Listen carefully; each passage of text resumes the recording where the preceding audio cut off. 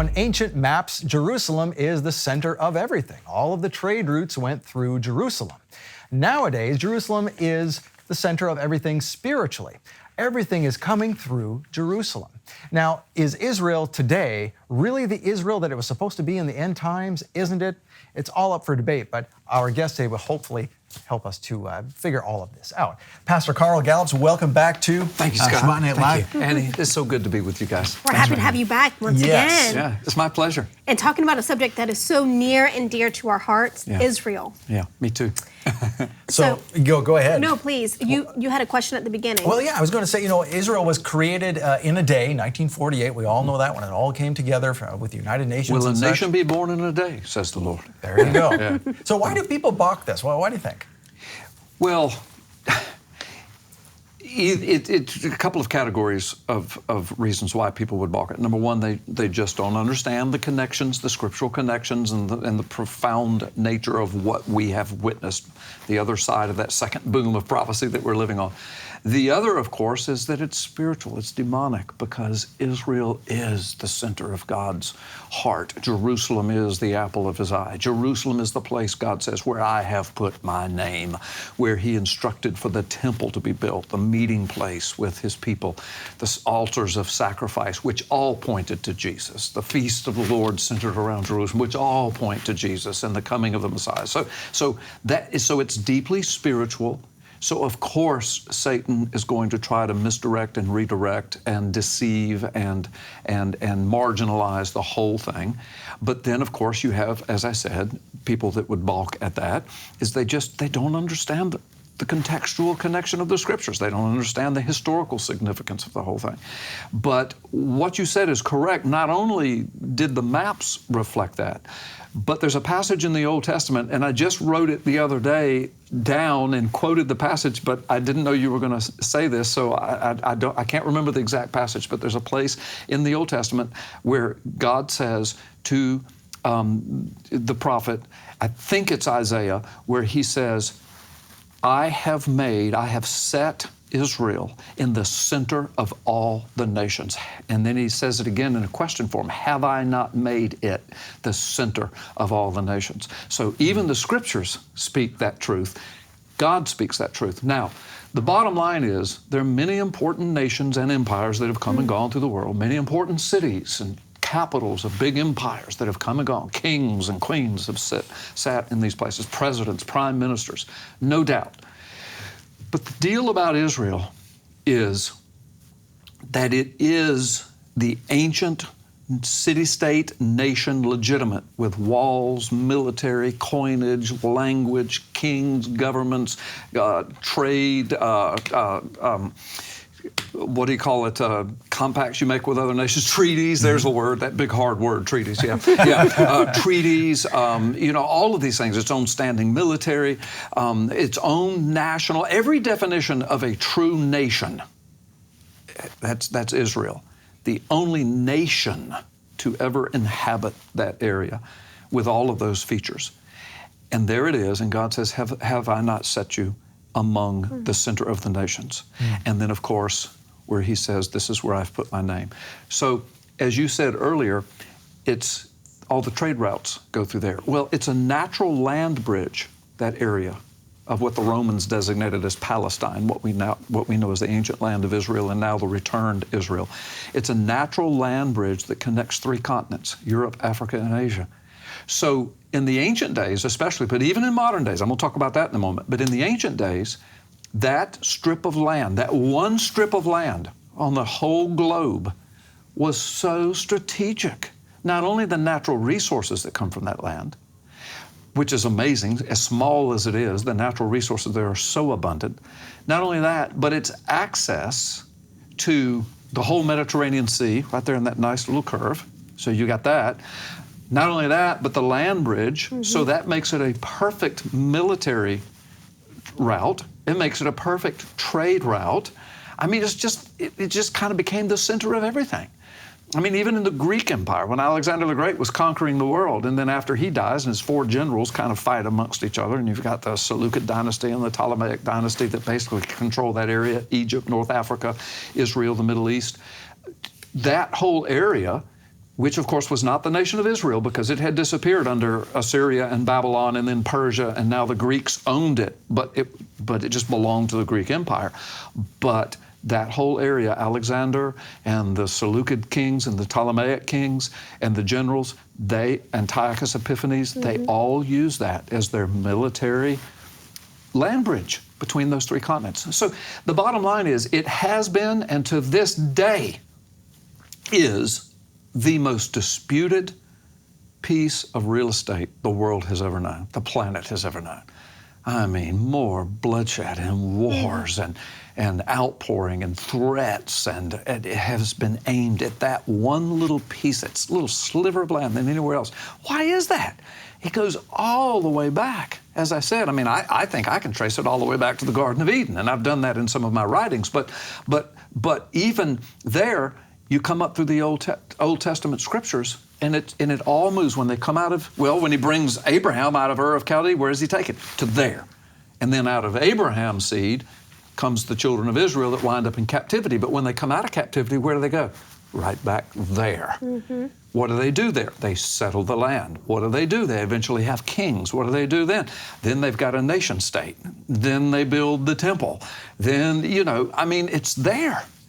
But then the Assyrian Empire, when they're busy taking the northern kingdom down, where are their sites all along? That whole strip of land, they wanted the southern kingdom and Jerusalem, but they never could get it, even though they came against it several times.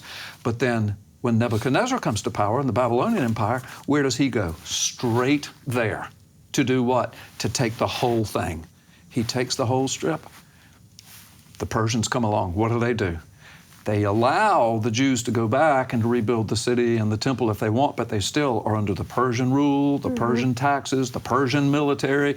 You cannot have your own nation, but that's how they control big empires, just letting the people groups kind of go back to their normal lifestyle as much as possible. So you can rebuild the temple, you can do your sacrifices, we don't care, the Persian king said, but you still belong to us. But what did the Persian Empire treasure? That little strip of land, that continent, that land bridge between three major continents, that military strategic piece of land, that piece of land with all of these natural resources. The Greeks come to power. Same thing, so strategic that they fought wars over that strip of land for years and years and years. And, and then of course the Maccabean revolt was all about reclaiming that area and Jerusalem and the city and that land and people coming against it. Then when Pompey, with the burgeoning Roman Empire, comes across the Mediterranean, what does he do? Conquers that strip of land for the Roman Empire because it connects the three continents. You see? I mean, it really is in the center of the world in that regard. It really is in the center of the nations, just like God said. And all of the nations have lusted after that land. The whole Crusades and the Ottoman Empire and the spread of Islam, what was it all about? It's about conquering that whole area. And what was one of the prized trophies is that strip of land and the city of Jerusalem and the Temple Mount. And what were the Crusades about? Trying to preserve that, trying to stop that spread, trying to preserve Jerusalem and Israel and the artifacts and the whole thing. And then here we are again. 1948. We don't want Israel, and the whole world came across. And so, in one day, they said, "Yeah, but we've been told that the UN, the partition plan. So this is ours. Yes, okay. Then we're Israel." The next day, 5 Arab nations attacked them. 19 months later, this brand new, one-day-old nation.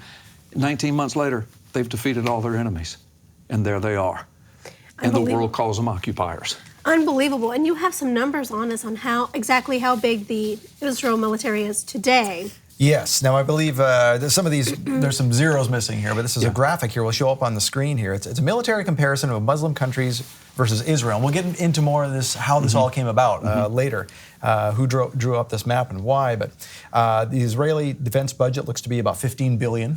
And the rest of the countries, the OIC, $174 billion. They're dwarfed. And as far as troops, 160,000 versus 5.2 million. Yeah.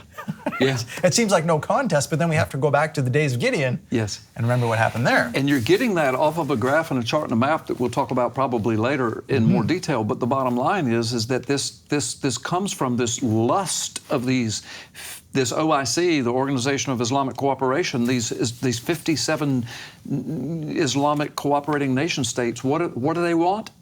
Israel and Jerusalem. And they want the Jews gone. And they are trying to rally their forces and their money and their equipment and their military and their manpower to do what? To eventually attack them. And they're making these plans. And it's in the news. It's all over the internet. So I have a question. Yes. Why did it take so long for someone to recognize Jerusalem as Israel's capital? When you're talking about decades that went by with other administrations in power that just did not even recognize. Okay. Well, there are two levels to this, as you know, and as your audience knows. There's the spiritual level, and I always start there because I've trained myself as I've studied the Scriptures and preached the Word and written these books and talked about these things to understand that this just all goes to this battle for the thrones. You know, from the beginning to the end, it's all about the restitution of all things, and Satan thinking he's going to own it all, but God defeating. It's all about power. It's all about that. It's all about power. And Satan's egotistical, arrogant belief that he will own it all. And what does he want more than anything? Israel and Jerusalem. Why? Because that's been the seat of earthly magnificence of God's glory from the beginning, all in that area.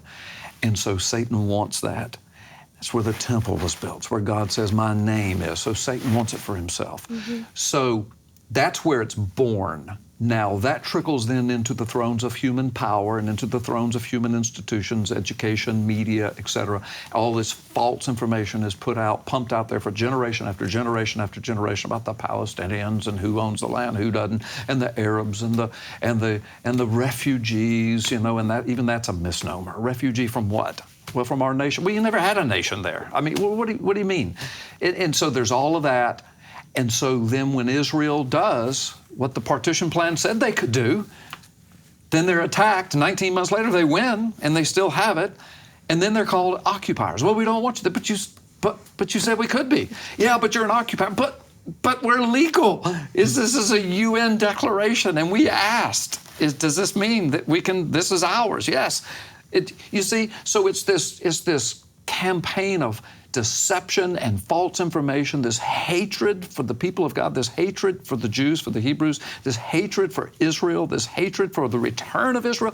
Plus, I know that Satan in the spiritual realm, but even in the earthly realm, among those that have always stood against the Word of God and against Israel and against God's people, they saw that is a fulfillment too, a potential. You know, I mean, they saw that happen. They think, my gosh, the whole world's going to say this is fulfilled prophecy. Well, it is.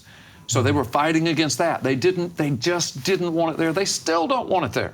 Iran, they're continually breathing out threats. We're going to drive them, even now, we're going to drive them into the sea. We're going to nuke them. If we get our hands on nukes, we're going to rain down nuclear warfare on them. I mean, Turkey's making plans, or they're talking about it anyway, and it's in the media to surround them and attack them. And I mean, it's just, listen, it's going to be this way to the end. It's going to be this way until the return of Jesus Christ. So we shouldn't expect the peace of Jerusalem until at least the beginning of the tribulation. That correct? Yeah. That what I tell people is I'm always praying for the people of God, That's Christians, right. And then the people in Israel all the time. And you always want peace and as much peacefulness as possible. But like you just said, if I understand the Scriptures correctly, it's going to keep building. It's like a pressure cooker. It's going to keep building until eventually, and this could be before the tribulation, before the rapture, after. I don't get into timing it out that much. It's just saying, I know what Ezekiel 38 and 39 says. There is going to be a coalition of certain nations that we're already watching develop. The Orthodox rabbis in Israel, those that don't even accept Jesus as the Messiah, don't even accept New Testament Scriptures, they are continually in the headline news coming out of Israel saying that they see the fulfillment of Ezekiel 38 right before their eyes. They're watching it build. And these are Orthodox Jewish rabbis. Of course, a lot of Christian and Messianic Christian prophecy watchers and prophecy experts, they see the same thing, and we're out there talking about it, but that's what's happening. The whole center of the Word of God, the whole center of God's plan, the whole center of the gospel, the whole center of the coming rule and reign of Jesus Christ, the whole center of world politics eventually somehow focuses right back in that area. There's something very magnetic, spiritually, demonically magnetic about that area. And again, we're living in the days for the first time in 2,600 years. Jerusalem, boom. Now you asked the question about why, it's taken so long. It's all of that. It's the demonic, it's the spiritual, it's the misinformation, it's the deception, it's the jealousy, the lust to have that area and all of that. But the bottom line is the powers of the world, the vast majority of them do not want Israel to thrive. They just don't. And I'm convinced that that's connected right to the throne of Satan himself. Agreed. It's so interesting how you look at what is happening with Israel, like you said, being in the middle of everything, essentially. They were the trade route, and now they're the middle of all this conflict and everything. And how many times have we as believers said, why does God always put me in the middle of everything? Yeah. Right? We always seem to be the go-between. Yeah. And it's almost like Israel is a type of what our lives are. Yeah. We're the go-between. Nobody wants us to succeed. Everybody wants the Christian to go away. Yeah. And it's sort of like, well, what is happening to Israel is going to happen to us, and vice versa. And we need to be watching out for the demonic forces just as those coming against Israel. Listen, that's a very astute observation on your part, and I can give you a scripture that exemplifies that. And there are many, but I can go to the New Testament, I can go to the book of Revelation. Let me go to chapter 12 of Revelation, where this whole vision John is given of the woman who gives birth to the Son, and the serpent/dragon, who it says is Satan, is there to devour the male child that's born. Well, when we know all of that, the woman, that connects back to Genesis 37, and it connects back to the burgeoning growth in the nation of Israel, and here's the Son, the Messiah that comes out of Israel, and then it goes through, and it talks about in the last days Satan is thrown down, beware earth, because he's come down to you, he's filled with rage. Why? Because he knows his time is short. Why? Because that prophecy is about the last days. Satan has now got it figured out. Now he knows what, why, who, and when, because it's been done to him. He knows his time is short now, and so he's surrounding the thrones. He's trying to grab the power. He still wants to bring down the throne of God. But watch this. I said all that to say this. As you read through Revelation 12, it says, and then he goes off to make war against the woman and her offspring and those who hold to the testimony of Jesus Christ. So who's the woman and her offspring? Well, it would be Israel, and then the offspring, of course, is Jesus himself, and his offspring are what we call believers. Yes. So who is Satan focusing on in the last days more than anything? Israel and the church. And there we are. So we are in the center of everything. Wow. And as goes Israel, so go we. As go we, so goes Israel. The olive tree, the Jew and the Gentile grafted in, Ephesians 2 and 3, the one new man, Jew and Gentile, under the blood of Jesus, building up a temple unto God, holy. That's what Satan hates. That's his attack. Jew and believer, Israel and the church. That's the focus of his attack, Revelation 12. Speaking of which, we've talked about 1948, we've talked about now when the U.S. Embassy went to Jerusalem. There was something that happened in the middle there that you have some insight on. I want you to elaborate on a little bit. In 2015, Purim on the Potomac. Yeah. Tell us about that. Yeah. This is exciting for our people to Okay, learn. well, good. I appreciate it. Yeah, Purim on the Potomac. That actually was a headline article of several that came out of Israel, out of mainstream media in Israel. They used that as a headline because here's what happened. In March of 2015, Benjamin Netanyahu, now I'm going to use Old Testament terms and call him the king of Israel. Now we know he's not a king, he's prime minister, but just think of the Old Testament because it's going to connect to something in the Old Testament that he brought up. So the king of Israel comes before Congress, which is the lawmaking body of the most powerful, the most prolifically influential, the wealthiest nation, watch this, not of our lifetime, that the planet has ever known, Wow, I did called not the know United that. States of America. There's never been a more influential, powerful militarily and economic engine than the United States of America. Now, we may lose all that tomorrow, but I'm just saying, up until now, that's who we are. The King of Israel, the returned Israel, a prophecy, a prophetic return. He comes before one of the three branches. He comes before the legislative body of that prolifically powerful, unbelievable nation in early March of 2015, on the eve of the celebration of Purim. Now, I know your people know what that is, but for the sake of newer people coming in, I'll explain that very quickly. But on the eve of that, he begs Congress to stop something, and I'll explain what that is. But as you know, and as your audience knows, Purim comes from the book of Esther, where Haman had plotted, I'm going to make this quick, Haman had plotted to destroy the Jews because of Mordecai and his hatred for Mordecai and all that. Of course, Esther, who's a Jewish queen, married to the Persian king. The Persian king doesn't know she's Jewish at the time, but you know that whole story. So Hadassah, whose Persian name is Esther. So Haman, this wicked Persian who desires for all of the Jews to be gone, who desires that there's never an Israel again, who desires to kill, exterminate all the Jews. He's so filled with hatred for the Jews. He, under false pretenses and some deception and some misalignment of truth, he engages the king and convinces the king to sign a compact to allow him to destroy the Jews. Because he convinces the king that the Jews are out to get him, the Jews are out to steal the empire, the Jews are out to overthrow him. So the king says, yeah, you take care of it for me. Just kill them all, I don't care. Just get rid of them. So they sign a compact. Now, we know the rest of that story in the book of Esther. Esther finally relents. Mordecai goes, says, please go. She says, I can't go before him. He'll kill me. And then he says, but what if you've been raised up for such a time as this? Remember, she says, well, I will go, and if I die, I die. So she lays her life down for her people.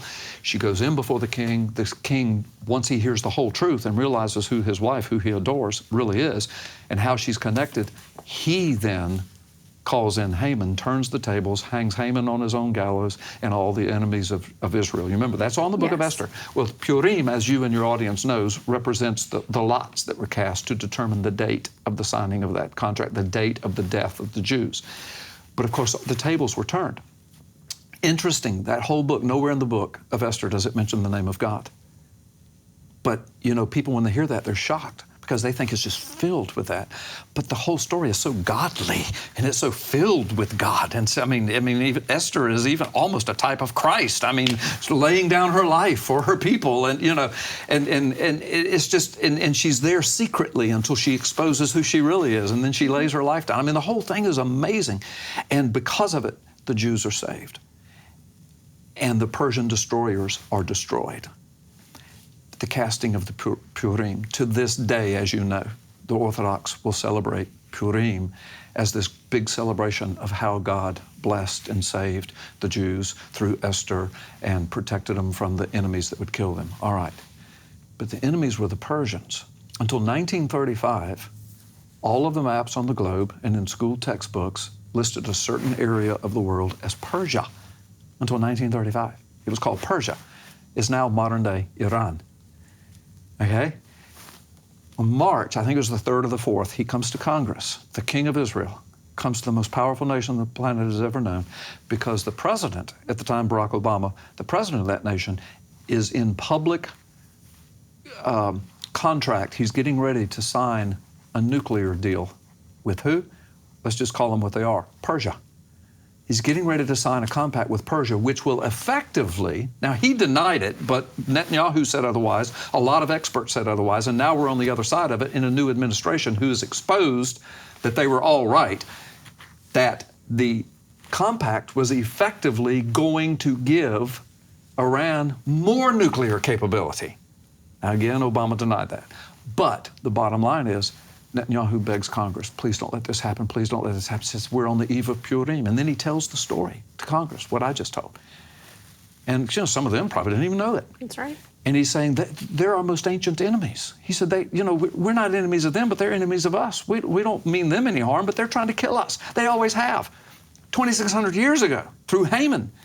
And this is what we're celebrating. And just tomorrow, we're going to start celebrating the fact that it didn't happen. But now you guys are getting ready to hand them the ball again.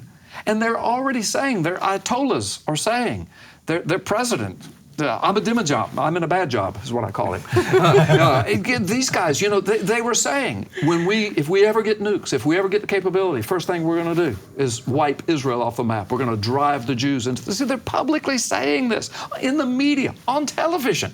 And Netanyahu comes and he says, please, please, please, please don't do this. Well, because Obama couldn't get the congressional support he needed to get to make it legal through Congress, it infuriated Obama. And his administration, they lashed out against Netanyahu for coming and visiting Congress. They trashed him. Even a curse word was attached to it in the media. And people were saying, you just cursed the president, the prime minister of Israel? Mm-hmm. You just, I mean, it was bad. But here's the freaky thing that a lot of people don't know. Obama had already said that he was going to sign that deal anyway, and he could circumvent Congress because some kind of executive power gave him the authority to do this. It wasn't like a full-blown treaty. It was just some deal he was going to make. Obama was going to do it in late March, but at the last moment, he delayed it for a week or two. He literally signed the contract on the 13th of Nisan, which is in the Bible, in the book of Esther, the day that Haman signed the contract with the king to kill all the Jews. Obama literally changed the day of the signing of the Iran nuclear deal to the day that Haman signed the contract. I mean, now, if Obama and his administration knew what they were doing, then they were just jabbing at Netanyahu. If they didn't know what they were doing, then that was born completely in the domain of Satan. Because how ominous, how prophetic is that? And then, of course, then we discover as years went by that we actually did give them tens of billions of dollars. They actually did ramp up their nuclear enterprise. They actually did get deeper in bed with the Russians who were helping them do it. The Middle East fell through Arab Spring, which brought the Russians in to even in deeper contact with Iran. And the whole world's panicking, and Israel's continually screaming, we told you so, we told you so, this is coming, look what's getting ready to happen. And so Donald Trump's administration comes in, good, bad, whatever, but because Congress was not involved, he could summarily turn it around. Kind of like an executive order, just sign one in, sign one out. He goes in and undoes the whole thing and then makes Jerusalem the capital of Israel on top of it. I'm pretty sure that's why Iran was burning our flag. Pretty sure. At Parliament. I'm pretty sure. Yeah. Because, so anyway, that's how it's all connected. We could talk for hours, and I'm trying to keep it short. I'm sorry, but it's so complex. But to think that there was a purposeful movement to change the signing of that to the day that Haman signed the contract with the king of Persia. So, I mean, again, a lot of people missed all that. And how can it not be spiritual? How can it not be? How can it not be connected to the prophetic? How can it not be spiritual? How can it not be?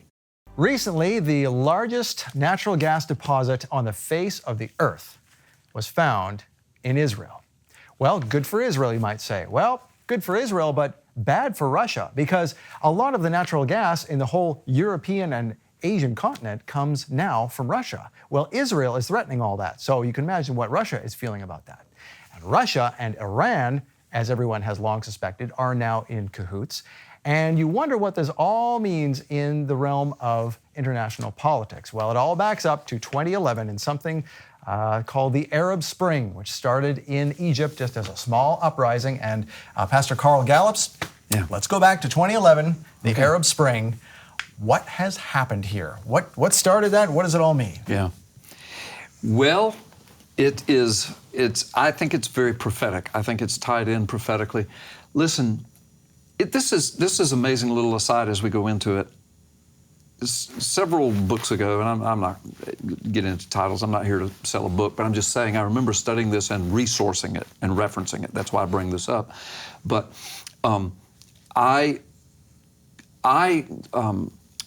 predicted or thought that probably what happened with Arab Spring could be tied all the way back to the Gulf War and the overthrow of Saddam Hussein. And it just changed everything, all of that. And then it finally culminates in Arab Spring, which culminates in prophecy and where we are now. And then just a few years after releasing that book where I said that in there, the New York Times ran a headline article saying, and it was right after Arab Spring, that Arab Spring was born in the Gulf War and the overthrow of Saddam Hussein. So they obviously saw the same thing I did. I looked at it obviously from a biblical standpoint and prophetic standpoint. They were looking at it strictly from a geopolitical standpoint. So I just wanted your viewers to understand that Arab Spring is just like world wars. They're not birthed overnight. First World War took 40 years to foment. Second World War took 22 years to foment. Arab Spring was the same way. Decades of fomenting and jockeying and thrones and power and everything moving around and power shifting till it finally erupted with some help of the United States, by the way. In fact, early on in Arab Spring, the New York Times and mainstream media, they were lauding Hillary Clinton, Barack Obama, our State Department, our White House for helping and assisting. And look at this grand revival of democracy that's going to take place in the Middle East. Of course, most of us that knew Scripture and could see better, we were all saying, no, that's not what's happening. And there's not going to be a grand revival of democracy. This is going to shift everything. The powers of the world are going to focus now. They're going to come piling into the Middle East. And sure enough, that's what happened now that we've got that context and that foundation. So Arab Spring erupts. Of course, Egypt and Libya go through all their gyrations, and those leaders are deposed and dead. And you know, that Muslim Brotherhood took over Egypt for the longest, and finally they were kind of deposed. But in the meantime, Syria collapses into an irreconcilable civil war. Now, I use that term. That's not my definition. That was Vladimir Putin's definition. And I have a whole list of people that I wrote down who were saying that. I mean, world leaders, religious leaders, political leaders, very respected people who were saying this is a mess. It's a quagmire. And the reason is because you had Bashar Assad, this Sunni leader Shiite leader over basically a Sunni population. But the largest Shiite nation on the planet is Iran, who's in deep contact with Russia, connection with Russia.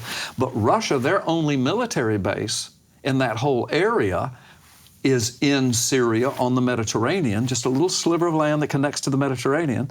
So they had a military base there. So when all of this breaks out and is starting to collapse, they want to preserve Syria and prop up Bashar Assad, because that's where their military base is, and he's a Shiite, and he's connected to Iran, and they're connected. You see how all of this works? But in the meantime, ISIS is coming in, and there are different factions of Islam and different factions of ISIS, or at least different factions of Islamic terrorists who are all jockeying for power, wanting that area. They're all fighting each other. Russia comes in with its military, and you remember the whole stuff about Russia's firing on ISIS factions, they're saying, yet some of those factions the Western powers were working with, because they weren't really ISIS, they were fighting ISIS. So nobody really knew who's fighting who. So we're threatening Russia, Russia's threatening us, then Turkey gets involved, shoots down a Russian fighter. You remember all of that? I do. So all of that's going on. Nobody knows who's on whose side, who's fighting who. All Russia knows is it's trying to protect its interest. It's got thousands of troops in there. They're trying to set up military bases in Iran. In the meantime, China. Now, this is what happens with Arab Spring. In the meantime, and we're still living it. In the meantime, China, for the first time in its history, builds an international military base. They come down to the eastern shores of Africa, to the Horn of Africa, in a little nation called, on today's maps, it's called Djibouti, D-J-U-B-O-U-T-I. I think I was looking, I can see it up there. It was, I think I've got that right. But anyway, it starts with a D, D-J-U-B-O-U-T-I, Djibouti. They build a military base, a Navy base. They've never had an international military Navy base, China, until Arab Spring. But what do? They come in, they build that military base. It's just, according to news articles, I couldn't find exactly how many miles, but the news article said just a few miles down the road. Now, I don't know if that means, I think I saw one that said 85 miles. But in other words, close to America's largest and only permanent U.S. Navy military base in that region of the world is in Djibouti. So now China's Navy military base and the United States of America's got number 1 nuclear superpower, number 3 nuclear superpower, just miles from each other in the same little nation on the Horn of Africa. What are the United States and China doing with those military bases? They're feeding troops into the Middle East. Who's China feeding its troops to? To Russia in Syria. So watch. Arab Spring now has brought a rejockeying of the whole Middle East, a realignment of powers, Egypt, Libya, Iran. Russia comes in with its troops, starts attacking. The United States responds, NATO responds, Turkey is, at first Turkey and Russia were at each other's throats. Now they're becoming bedfellows because they find they have some things in common. But in the meantime, Iran and Russia are getting closer and closer and closer. Then China wants a piece of the action. Now you've got the number 1, number 2, and number 3 largest nuclear superpowers on the planet together in the Middle East. United States and China are both in Djibouti. Russia is in Syria. China supplying troops to Russia, and Iran and China are in cahoots. Syria is being used, and Lebanon both are being used as proxy places for Iran to launch missiles into Israel. Into where? Into Israel. What has little Israel done to anybody in all of this? They're just sitting there in the middle of Arab Spring breaking out around them. Why would Iran think, now we can attack Israel? See, I'm telling you, it all goes back to Israel, the center of everything. That's what Arab Spring is about. It is demonic. It was born in the mind of the demonic realm. The other thing is that a lot of people don't know this, and I urge your viewers to look this up. I did just about an hour before I came on there. I got on my cell phone and looked it up. Just put in a search engine, put in Djibouti is the same nation as ancient Put, P-U-T, or you can put Punt, P-U-N-T, which is a more ancient name of Put, but you will read, it starts with a Wikipedia article, but then it's referenced and resourced, but it goes to some other historical sites where they will talk about Djibouti, and it's on the Horn of Africa. It's a little sliver, and it used to belong to like Ethiopia and all of that, but through various wars, it's this little sliver of land. The biggest U.S. military base or permanent military base, Navy base is there. Talks about China coming in, and then it says, and in the most ancient annals, it was known as the land of Punt. And many historians and biblical scholars believe that that correlates to the ancient land of Put, P-U-T.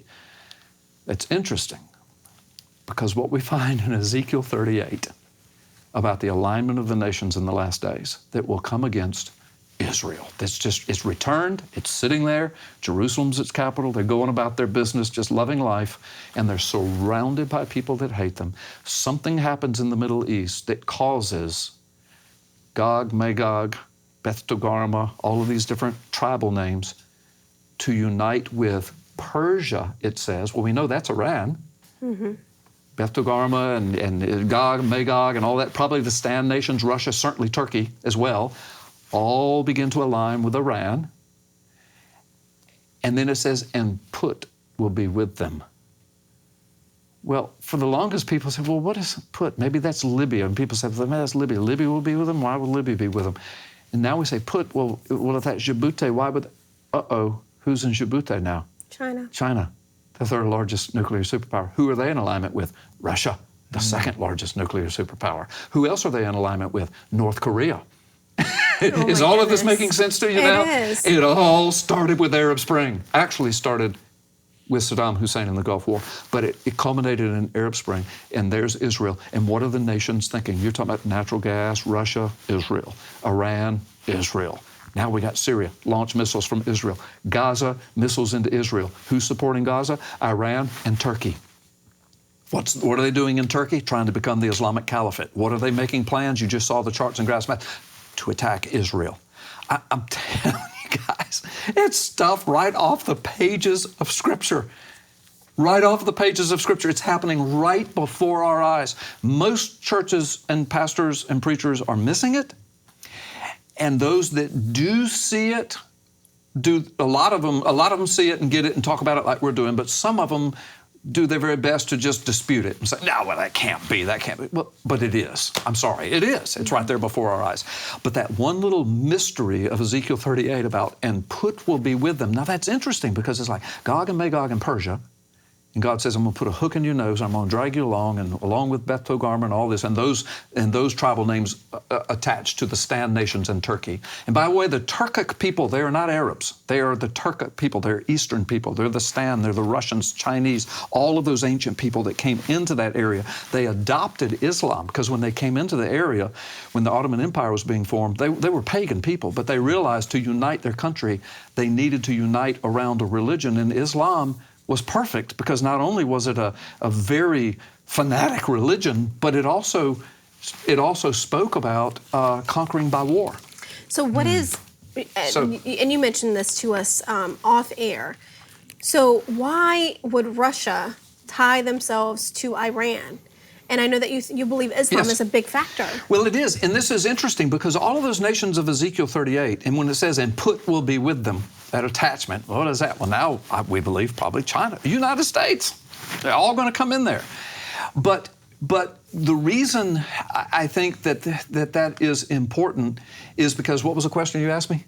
Why is Russia, in bed with Iran, or what is the significance? Yes. The reason that's important because you look at Ezekiel 38, all of those nations, see, Islam was not born when Ezekiel was writing that, when God was giving him that.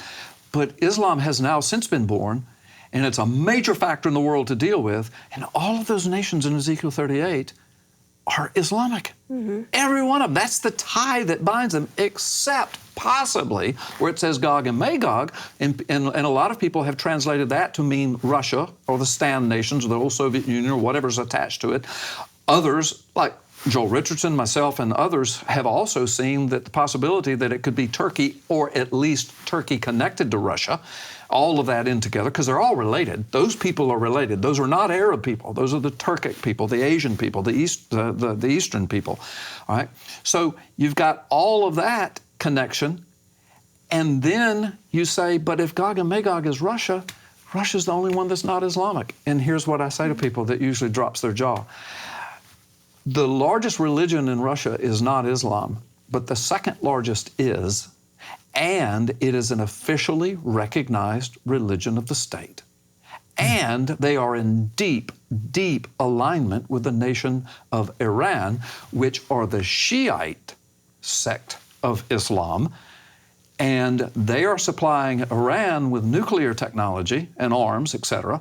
Iran, under some of the contracts of the 1990s, compacts and treaties of the 1990s, is supplying Russia with buying some of this stuff, but also part of the promise was to help them curb Islamic terrorism within the nation. They were going to kind of act as a buffer with Islam in Russia. So again, Islam is a factor even if Gog and Magog is Russia. It's a huge factor. I mean, how can that be that Ezekiel would tie certain nations together, and it just so happens that when Israel does come back to the land, per Ezekiel 37, that the nations of Ezekiel 38 are all tied together by Islam, which wants Israel gone so they can own Jerusalem, which is ground zero. It's all spiritual. So Turkey, it's collapsing. Is that correct? That's modern day. Yeah. Its democracy is collapsing. It is collapsing. I use the word collapsing because now it's folding back in, collapsing back into an Ottoman Empire dream of being the head of the Islamic Caliphate. And see, here's the whole complex thing about Islam is that Islam is like the ecclesiastical world of Christianity, if you will. It's broken down into denominations, and they don't all agree with each other. Same thing with Islam. And the two major denominations, then there are other denominations, but the two major ones are the Shiites and the Sunnis. The Shiites form basically the nation of Iran. And their big fight with each other, watch this, it's power and control. Who's going to control what they believe is the coming Islamic kingdom? You know, their millennial reign. They're under their Mahdi, their Christ, if you will, their Messiah.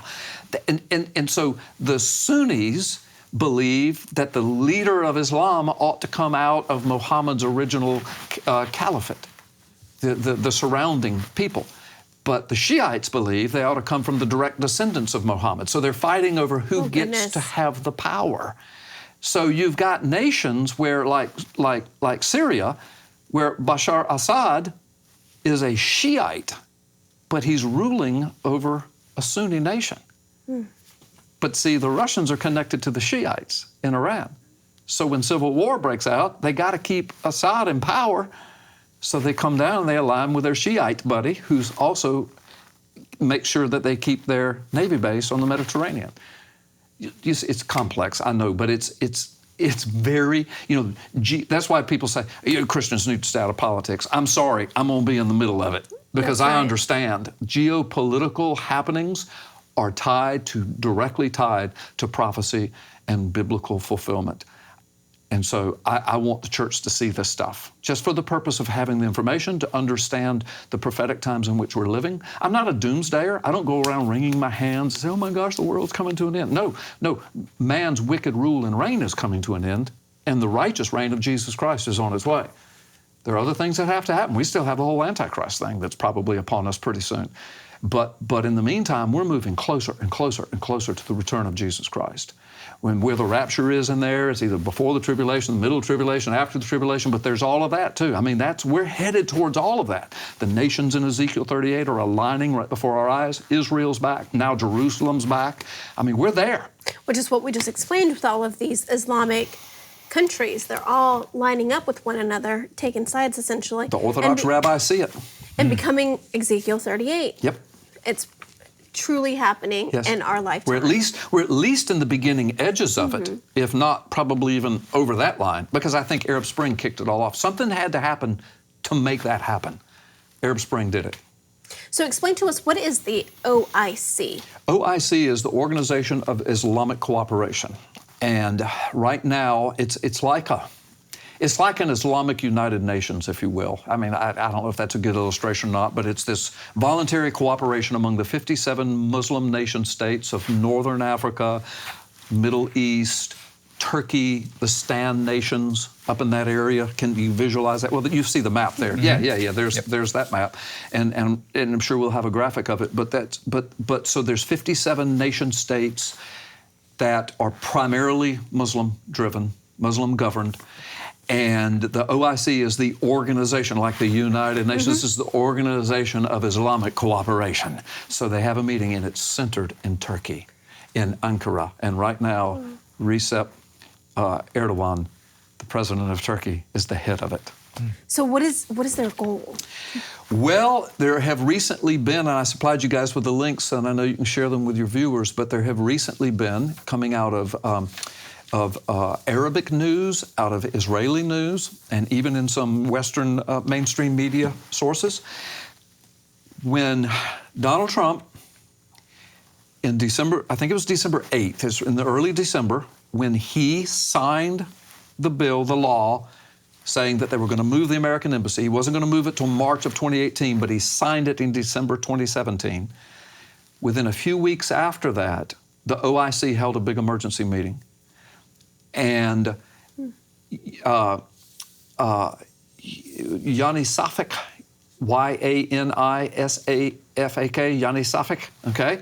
That is a major publication out of Ankara and Istanbul in Turkey. Again, we're back to Turkey.